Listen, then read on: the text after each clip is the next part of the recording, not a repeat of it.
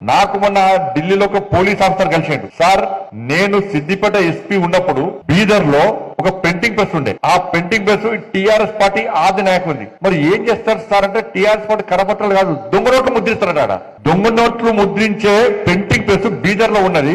నేను ఆ printing press seize చేద్దామని పోయాను. పోయేసరికి రాష్ట్రంలో ఒక ముఖ్య నాయకుడు నాకు ఫోన్ చేసి, మీకు డ్యూటీ అక్కడ లేదు, మీరు అటు పోకండి అని చెప్పి నన్ను ఆదేశిస్తే నేను పోలేకపోయినా. అంటే దొంగ నోట్ల దంద కూడా చేసారు వీళ్ళు. ఎన్నికలప్పుడు, ఉద్యమం అప్పుడు, ఎన్నికలప్పుడు బీఆర్ఎస్ వాళ్ళు టీఆర్ఎస్ వాళ్ళు పంచింది అన్ని కూడా దొంగ నోట్లే. మరి ఆ నోట్లు అప్పుడు ఎట్లా వెళ్ళిన, అప్పుడు దొంగ నోట్ల మనకు తెలియదు, కొత్త వాళ్ళకు పాత, వాళ్ళ ఎక్స్పర్ట్స్. మనం అంత ఖర్చు పెట్టిన తీసుకున్నా కానీ పంచిన అన్ని దొంగ నోట్లే.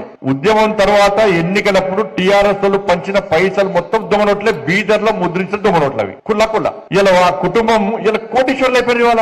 వాళ్ళ మనకు డిఏ లేవా, పిఆర్సీ లేదా, ప్రమోషన్ లేవా, కొత్త ఉద్యోగాలు లేవా. కాబట్టి ఆ పార్టీ చేతిలో సర్వనాశనమైన తెలంగాణ రాష్ట్రం తర్వాత మీరు తప్ప మిగతా ప్రజలంతా అనుకున్నారు. ఒక్కసారి మార్పు